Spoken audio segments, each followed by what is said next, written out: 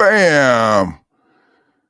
Go online. Welcome to the show tonight, Pro Se Legal School. We provide the tools that you need to challenge the court process and get them shut down. Okay, they keep making me dumb it down because those people in the advertising don't think that we're doing, what we say we're doing or whatever. But I'm pretty sure that we are doing what we say we're doing. Okay, so before we get started, you gotta do the stuff you gotta do.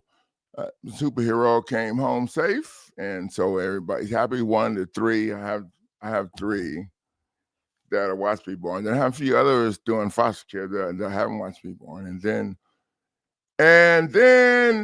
Carrie Neighbors, her book that she put out, and we did foster care. Our family did foster care for 17 years. And I believe we've had like 28 foster kids, 1, 2, or 3 at a time. Yeah, and they boss me around sometime. They tell me to stop saying ass. They boss my ass around. No, they're grown now. They're not. Okay, so anyway, one of them made a comment to me, and they said that, asked me why I call her my girlfriend. I said, well, she's my girlfriend before we got married. Then we got married, and now not married, but still my girlfriend. She's still. And he said, well, what if? I'm like, what if what? What if she has another boyfriend? They say the damnedest stuff come out of kids. And so I'm like, okay, I already know when I'm about to get my ass kicked. So I wasn't saying nothing. And they said, well, what if you get another? But there's a lot of what ifs around here. How about I just call her Carrie Neighbors? Carrie Jackson Neighbors. There's all of the 3 names that she. Anyway, shattered by corruption here by Carrie. I was going to call her CJ because Carrie's her first name and Jackson. Let's call her CJ. CJ. And this is just it's the bestseller on Amazon. It's just a little something about what we went through. And it's a very small tab, but it's kind of an overview and gives you an idea why we have the passion that we have to do what we do. Okay, and well, yeah, working with that camera. Why I have the passion to do we too, but she's over there, and I don't know if she's busy tonight or not, but we're still best friends, and so I'm just gonna call her, Carrie, my best friend. I got some extra put in there. Because I ain't trying to cause trouble to nobody or anything. As long as we're both happy is the most important thing. So in tonight's live stream, we're I told you guys we're helping Anthony get out of jail, of federal custody. And, our press eliminate packages blocked a bunch of people from going in. I know several people, but, they signed non-disclosure statements, so they can't really talk about it afterwards. And I'm fine with that because the goal is the goal. They're happy, and there's no bad reviews or comments about any of the packages from anybody that took the time to watch the updated instructional videos that are found in the instructional video playlist on my YouTube channel. Okay, so if you're a first time watcher, so the way this works is you go to winningcourtnow.com. That's scrolling across the bottom of the screen there. And you can go over and check out the most asked question and answer section. You can take a look at the products that we offer on there to help you challenge these legal situations that we talk about. And then you can go to the YouTube channel and go to the instructional video playlist, and you can take a look at the updated instructional video for that lawsuit package if you look for the instructional video playlist. Now, my YouTube channel is structured in order for people to do research. If you have a problem with the judge, just punch in the judge there, and it'll pull up all the videos. If you have a problem firing your attorney and you need some, just put it in there, and it'll pull up all the videos we have on your attorney. You're facing the foreclosure situation. If you're facing a foreclosure eviction situation, put in y'all keeping up with me? I'm just asking. Okay. Anyway, so this situation that we're going to talk about tonight is going to be it's going to be I'm down the hole. The writ of habeas corpus. Now, this, you guys know this. We're going to talk about this. I put this together for Anthony, but as I study more, I see there are a few more adjustments that they're not corrections. Okay, there can only be corrections if you're correcting some shit that was already lined out and laid out. Okay, so they're not corrections.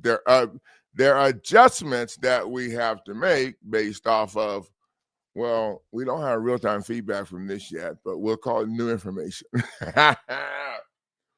New information. Wow, it's this. Okay, so anyway, so we'll get to all of the wild stuff. We got Anthony's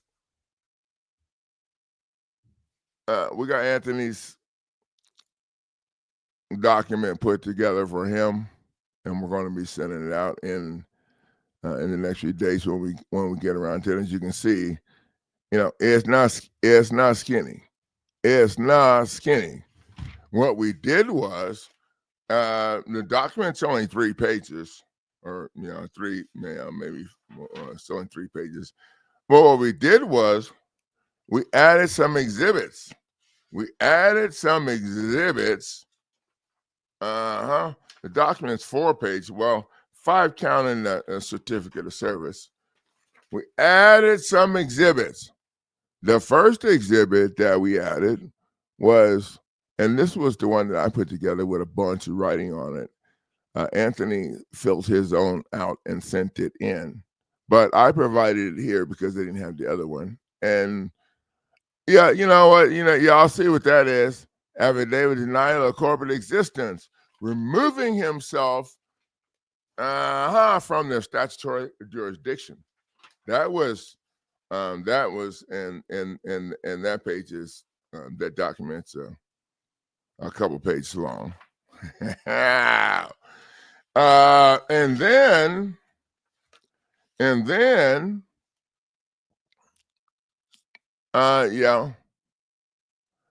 we had the demand for pre-settlement.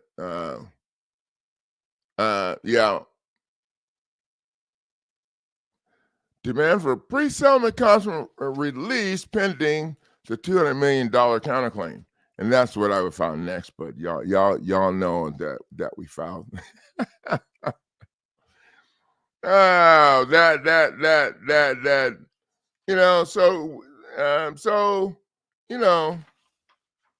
the counterclaim that we filed was a problem for them because they weren't able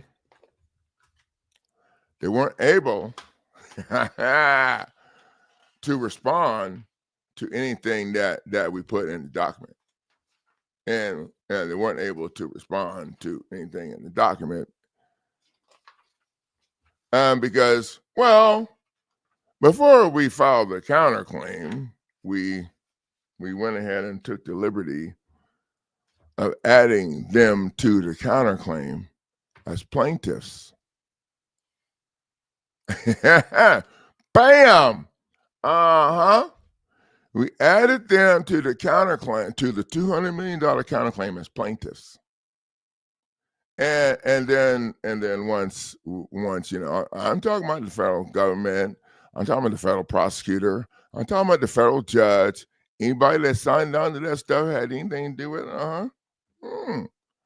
Oh. Oh, okay. So, right now we've got several documents that we filed to help Anthony out. And now this prosecutor eliminate package is what we're talking about. And that package is to stop the court process for several people. Okay. I'm doing this thing with Anthony, and this is not what I usually do because I'm not an attorney and I don't do that shit. But I get to give myself a review when I'm done because I'm the one making decisions and I'm the one putting the paperwork together. And I actually emailed it into him, and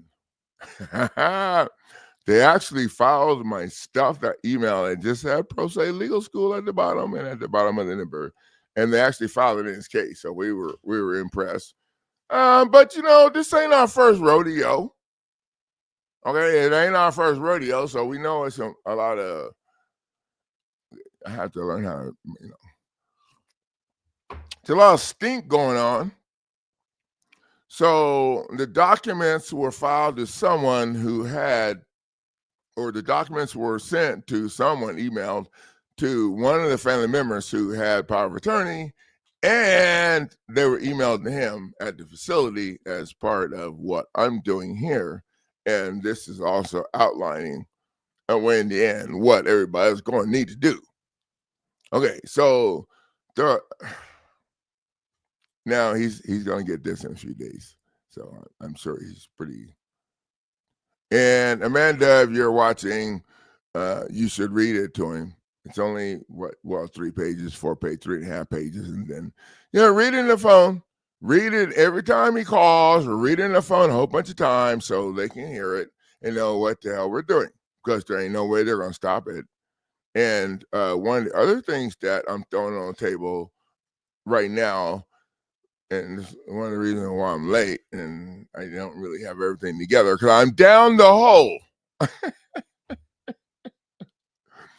I'm talking about when you go down the hole. I'm down the hole. Okay, but one of the other things that I want to talk about too is, since I'm down the hole, I figured out that a writ of mandamus is what we need to be filing in the foreclosure situation, or in private court or any other court where the court, the judge, the people, where they're stinking it, ignoring your ass. The writ of mandamus. Now, I don't have put that. Well, okay, so I might have one close to being. But you know what? Just like with this, I have it done, okay? But I still have stink that I need to, so what kind of stink? Now, when I tell you what kind of stink I'm talking about, let's just go over a couple of things first. I'm going to put together a more clear and shorter, because I haven't got, well, I don't think I'm to the middle, let alone the end. But I think I can make my point here. So the writ of habeas corpus is to challenge the legality of a person's detention, imprisonment, or other government restraints on liberty. It serves as a powerful constitutional safeguard against unlawful or unconstitutional confinement by the government. Now, its purpose, the core purpose, is to demand justification for the detention. Now, it says here the writ requires the government or jailer to justify why they're holding somebody, and if the detention is found to violate the constitutional right to due process for a trial, the court can order release or corrective action. Okay, so, and then it gives a few examples, like illegal conviction or violation of due process, EIA, no fair trial, ineffective system of counsel, lack of jurisdiction by the court, unlawful denial of parole, and and it just goes down and okay, so where we're at with this is still down the hole. And I put this together based off of how would you want to call it? I put this together based off of the non-conventional program in my head. Now, I put this together based off of the non-conventional program that I have in my head. And the non-conventional program that I have in my head, it addresses, well, it addresses the stuff that happens at the gate. Now, I've done some research on this, because I wanted to know before I started, the value of doing all of this, and if this thing, if it works well, if it's worth the time, and and what I found out was that the average cost for an attorney to structure a writ of habeas corpus petition, they say it can vary, and on factors, location, complexity, or the case, attorney's experience. But here's the breakdown. They gave me a breakdown. The federal habeas corpus petition, 28 U.S.C. 2254 or 2241, and 2241 is the one that, anyway.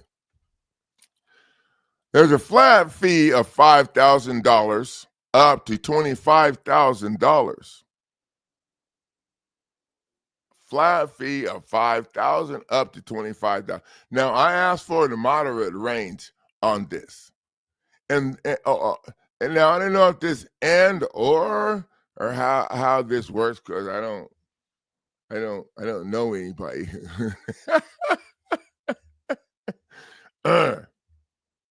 that could pay this much for this, but I'm sure.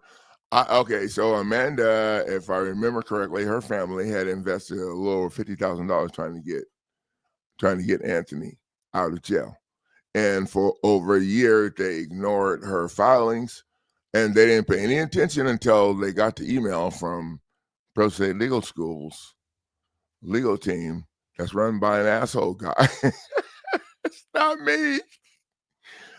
Anyway, and so they usually require a retainer, usually $5,000 or $10,000 up front. I have to add that shit up. That's now there are some situations that affect the cost. One, the complexity of the case, if it involves multiple constitutional violations, extensive transcripts, or appellate issues.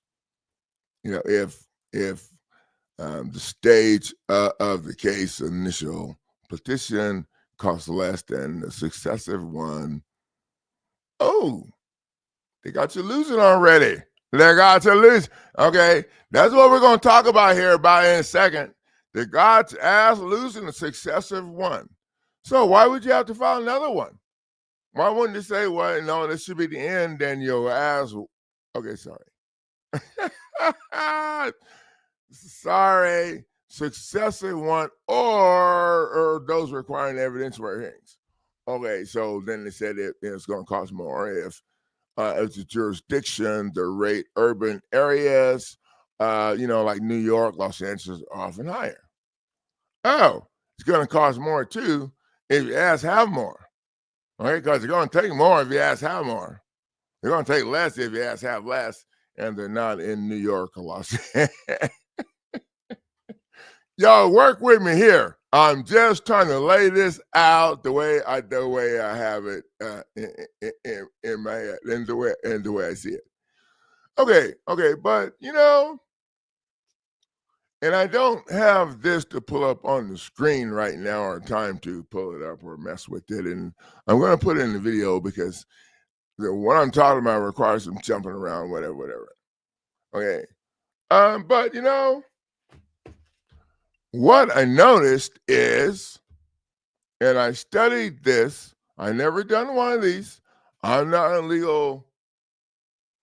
attorney. I could be maybe an apprentice non-bar. I just have a hard time with that A word. Oh, hell no. Okay. What I can tell you is that I've been dealing and learning their shit for quite a while now. And that's why I say we got conventional and we got non-conventional. Okay, so after, I'm not going to say how many days I studied this. Okay, after a day or so, and I studied it longer because I have a chop out date that I have to go through before I can throw stuff, in the trash. Okay. So I studied longer. Okay, but after a couple of days, I had attitude. And I'll tell you why. Okay, the difference between what they instructed me to do to structure this and what we have here is, and I'm just going to keep it simple. The difference is in their bullshit that they want you to do, all those rules and all that shit, and you're asking for all that stuff. They want you to address their administrative court procedures and processes that they screwed up on. The ones I'm talking about, and the statutes and codes that aren't valid laws. Oh wait, I got a whole jug of water here. So let's just. Oh wait, statutes and codes that aren't valid laws.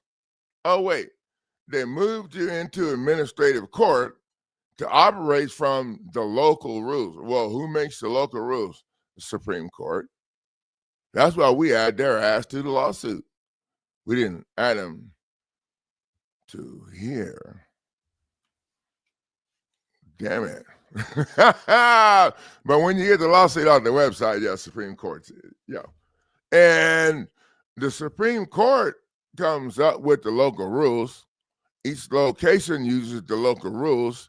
These local rules are not connected to the Constitution. They're not connected to federal civil rights laws. The only thing they're connected to, this is my opinion, based off of my journey through the system, the only thing they're connected to is these fools' pocketbooks. That's why my friend Kerry Jackson put this. That's what they're connected to, their pocketbooks. And when you can't protect your family, sometimes it turns into kind of a problem child. The black man, y'all thought I was going to say sheep. Y'all thought I was going to say.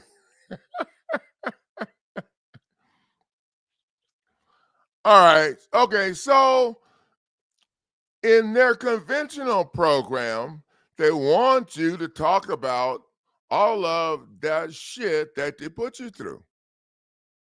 I'm just going to throw it on the table. You know, I played football in college in 80 to 81 or 2 or something, and then I boxed. So, yeah, those are two things not smart people do.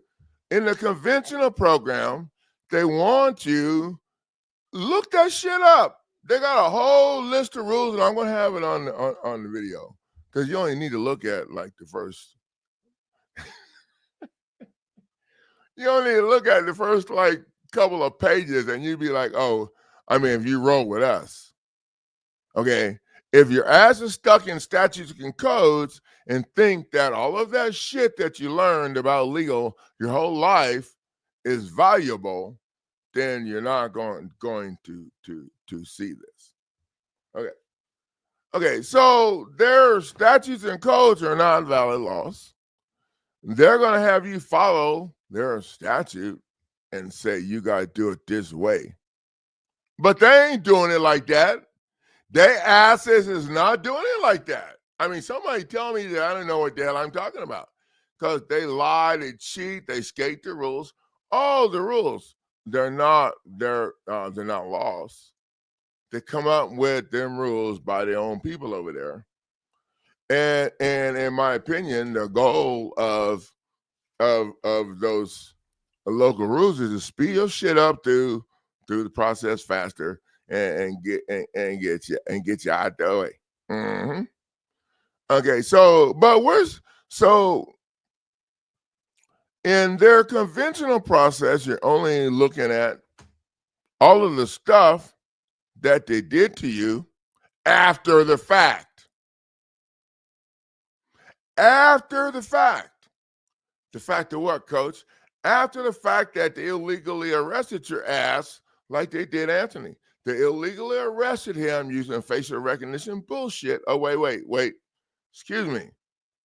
They didn't illegally arrest him. They had the private security company that worked at South Point Casino illegally arrest him without probable cause while he was there with his family to enjoy their facility.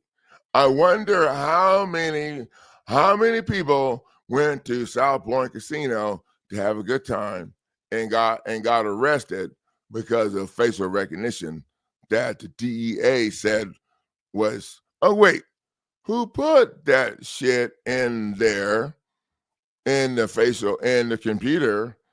I'm pretty sure the DEA did. Each agency puts their own shit in there. Oh, and then send it out to their corporate sub agencies, and I wonder if South Point Casino got banked for having their private security guards go over and arrest Anthony and hold them without a warrant, without probable cause, without any evidence that Anthony was there to hurt anybody or damage their property or hurt their business or anything. All this was done by, a phone call from, the DEA. Mm-hmm.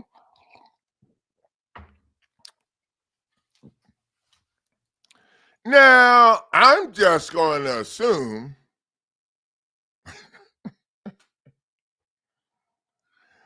okay, I checked it, and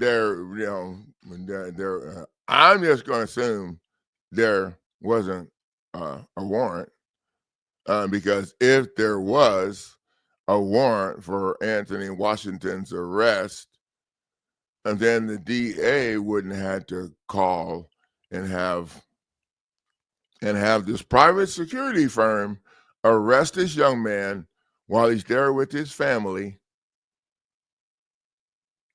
without a warrant or probable cause. So, I wonder how many other people went through that. And he's still stuck in jail now over a year. Getting shipped all over the place.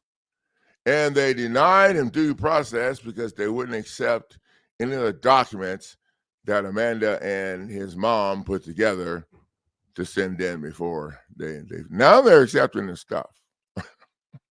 They found out they got a legal team. I guess. I know. Okay, so we're going to have to continue this because I have a little more we're not going to do how they got it set up. Okay, what we did was, and I'm still working on this, but I have not put together because I'm still learning. In our non-conventional program, we're going to go after them for the stuff that happened before you got down the stream and with your feet and a lot of stuff. Okay. And this concept is the same concept for all the stuff that we do. People, I talked to a young lady today. She goes, "Oh, well, it's I didn't know it's in probate. I didn't know what the hell probate is. Okay, what I know is that all that probate shit, all that stuff is based off of the statutes and go. Oh, wait, I don't want to start there. If I'm going to coach you, we're going to start here at the signing table. We got 2 foreclosure offensive packages, but I call them foreclosure defense and 42 US, whatever. Okay, and both of them address illegal process and procedures that happen that violate your due process and statute and coach non-violent laws and dragging you in administrative court. Now, the premium foreclosure defense package also addresses those 2 things. It also addresses the path that the alleged mortgage loan took after you left the signing table. It addresses, it does. That's what it addressed. Okay, so we're going to have to come back on this. Right now, we turn this into our non-conventional writ of habeas, where we're not going to address their procedures and policies that they violated. Well, we're going to address the ones that happened at the gate that started the process. Because once it starts, the whole thing's illegal getting you to the gate. Now, once it progresses down the road or whatever, then it's, so that's what we're learning how to address in here. And I'm also going to put together a mandamus. So writ of mandamus, and I just started learning about that, so I'm running kind of late tonight. Forces the court to bring the stuff and make and then I need to figure out what other kind of writs that that we can stick in the face.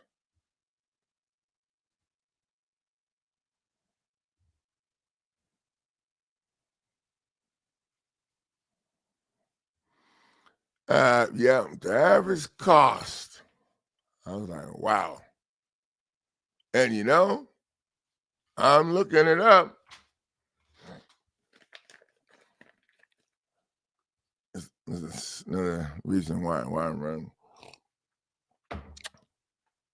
I'm looking it up, and you only get the one document. You only get the Habeas Corpus Petition. Why is that? That's because it's in their conventional program. They're not going to give you a bunch of options.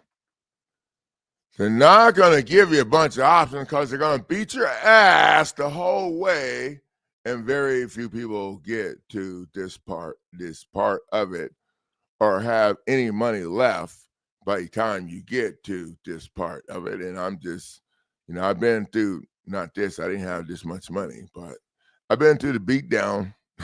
And I seen my wife go through it and spend and get sentenced for 97 months on some bullshit. So I gotta know what the hell I'm talking about here, especially when it comes to the federal stuff. Okay, so I know about the foreclosure stuff because I learned from the real-time feedback that came in from all the people in the Facebook group and coaching group and in the Twitter group and that aren't in the group and other. Okay, y'all keep up with me.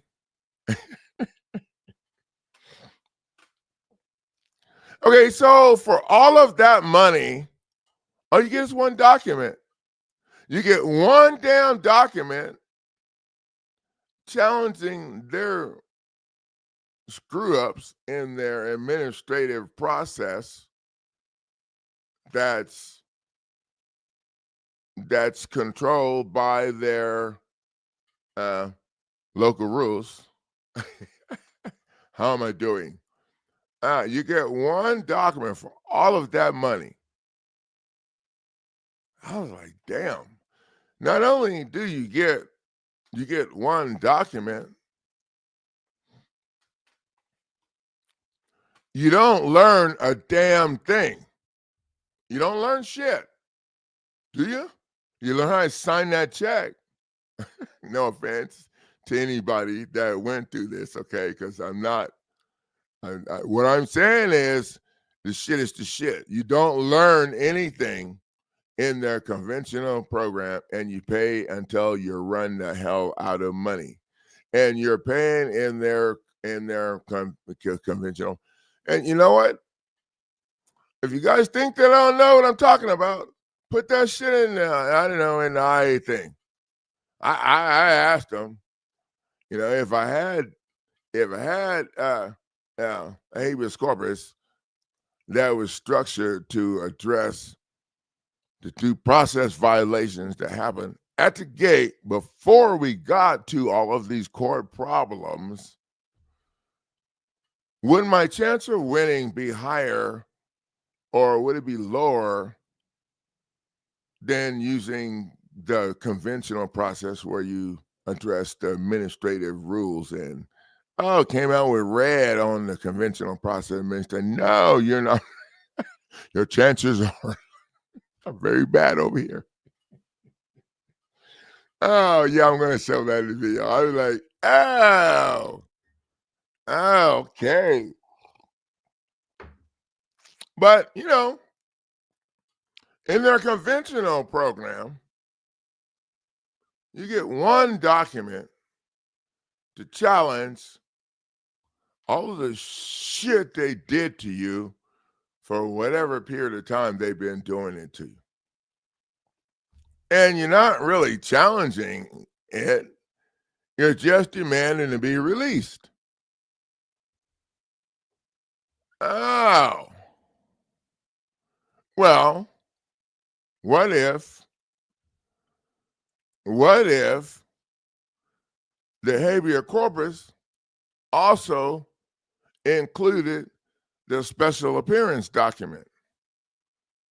The special appearance document right here. Okay. And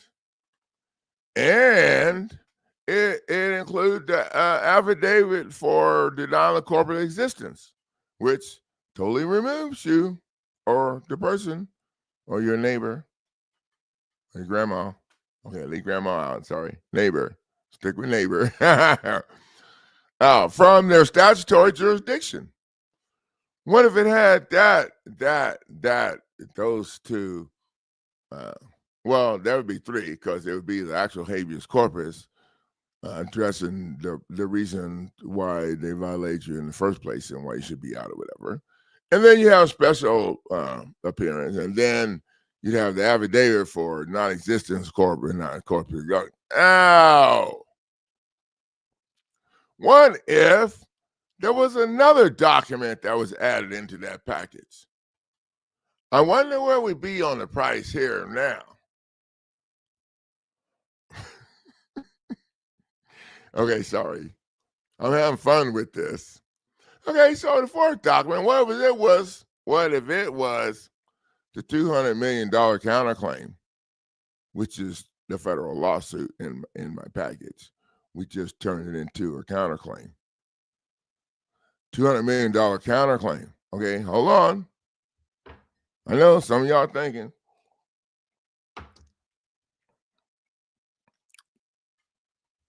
how is that powerful?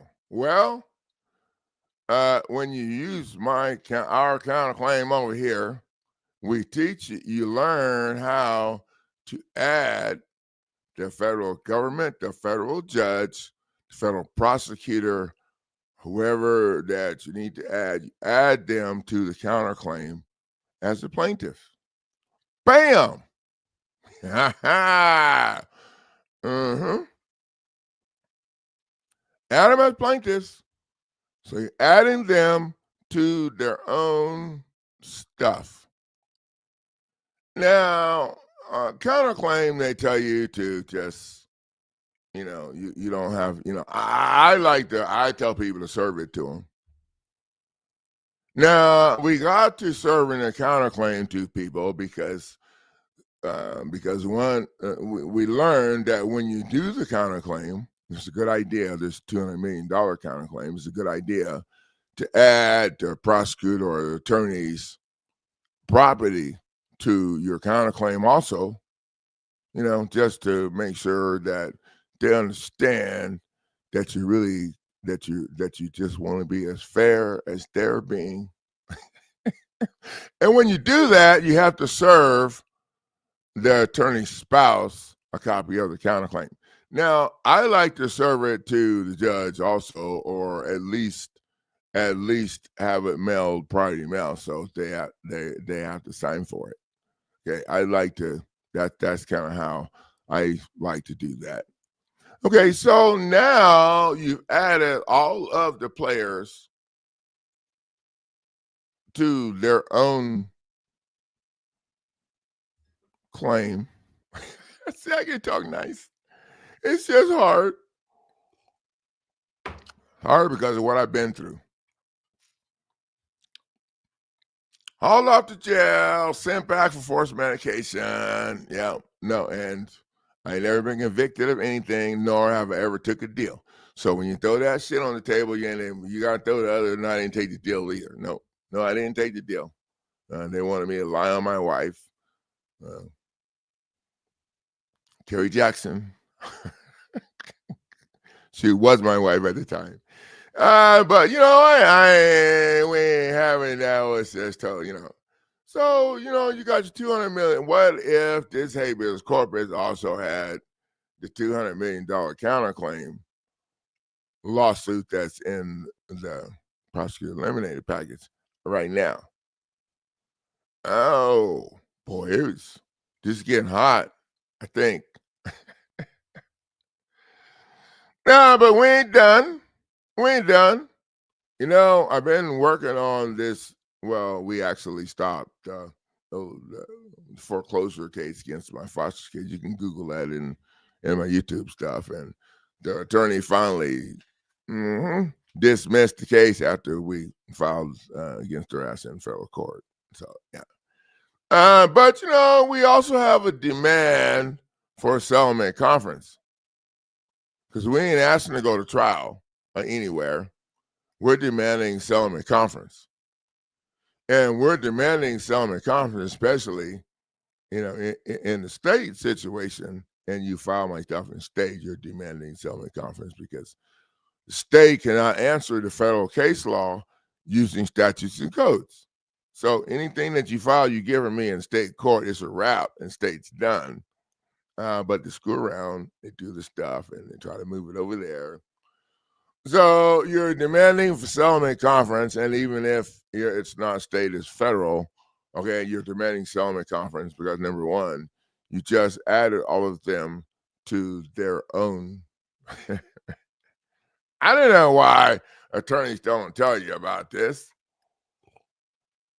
So you just added them to their own mess. Now, the mandamus is something that I just came across today while I'm learning the other writ on how to force them to get somebody to court. The way we usually been doing this is stopping them from going, stopping the court process so they can't go. So now we stop the court process, but we got to get the man out. And so that's what we're working on now. So the mandamus is something that everybody should learn and put together if you bought my package and using my stuff and install it. Because the writ of mandamus, and I just read a little about it, so I got a little to do on that, but it's forces the judge to make a ruling in the case. So, yeah. Why we didn't have this? We learn as we go. Y'all stay with me now. If somebody asking, I have to run laps. Okay, all right. Okay, so now we also, like I said, I'm putting this package together, and it's going to be like $500 million. I'm putting this package together to handle everything on over here, what we already learned. Okay, so this package is also going to include a supplemental pleading. Now, I'm hoping you don't have to use the supplemental pleading, but okay. So what the hell is supplemental pleading, Coach? The supplemental pleading is how we correct something if you made a mistake. Just y'all with me? If you need to adjust something or correct it, if it's totally jacked up, okay. The supplemental pleading is how we do it. Now, you can go to how to file amendment and civil rules, civil procedure, whatever, and scroll down supplemental pleading, and then scroll all the way down to scroll over to how to do an amendment, and then scroll to the bottom of that to see the rules for filing supplemental pleading. There's a couple of rules. They're very, very liberal. And so, you can add a party, you can add account, and they have to be connected to the same reason why you were there. And I think there was one other rule. Yeah, I can't think of the last rule. Y'all need to go to Pro Se Legal School. That's why we call it Pro Se. I hate to tell you what to do, but I tell you what you. Okay, and so we also added the affidavit of state citizenship. Now, what is the difference? The affidavit of state citizenship is a thing that I put together from people who sent things in, so I provide it here for free. And it walks you through how to fill out your passport so that you can get a passport card that has 5 stars on it, and it shows that you can use that to prove that you're not a U.S. citizen. I use that instead of a driver. I don't even use a driver license unless I go to U-Haul. U-Haul ain't playing that shit. Because they need to have address to come get their stuff, I guess, or whatever. But no, when the cop pulled me over, that's what I use. I use that, and they cannot find me in their jurisdiction. And so it creates some problems. We're including that for down the road, and after, like, say, you get out, it gives you like diplomatic immunity. It's better than changing your name. Okay, it's better than changing your name because you're not in the system. So they give you stuff and tell you to have a nice day. It's the way that's supposed to go. And sometimes they want to give you a warning. And if they give you a warning, then they just adjudicated your ass on the spot. Yeah, I got a warning. Went home and looked it up, and you got a warning. They're saying you did this, and they're warning you and letting you go. And they put that shit in the computer for a reason, but I don't have time to address that. That's still small.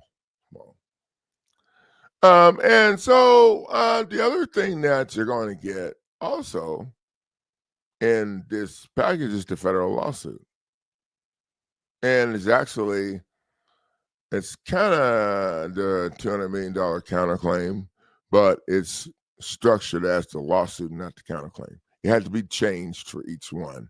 So it's set up here. So when you get done stopping the state court process, you can file your federal, or, you can file a counterclaim in federal court.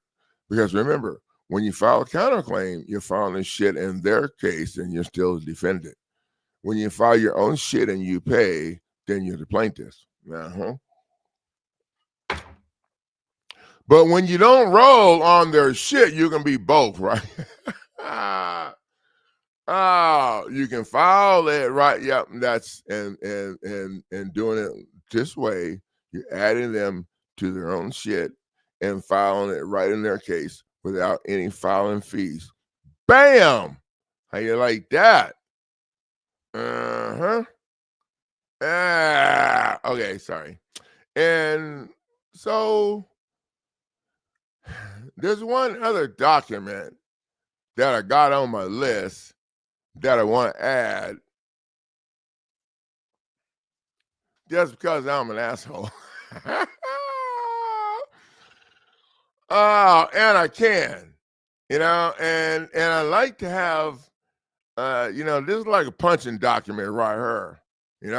You punch them in the face with this, other people get involved, and they help these people make a decision. And this is my fancy temporary restraining order. Uh-huh. I have a TRO, a temporary restraining order that I put together, and it's structured to block the state from receiving federal funding. Oh, it's oh yeah. Yeah, I do crazy shit sometimes. I decided I wanted to figure out if I can shut down the court's funding.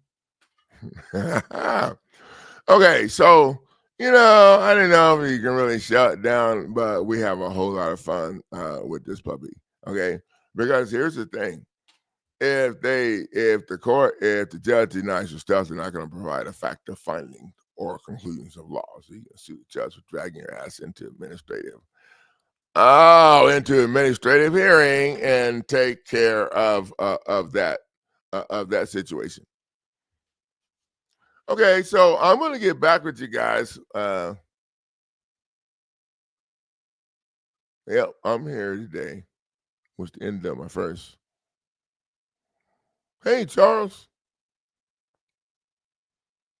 I'm glad you're back. Doesn't look like I had too many people tonight, but I'm glad you're here, Charles.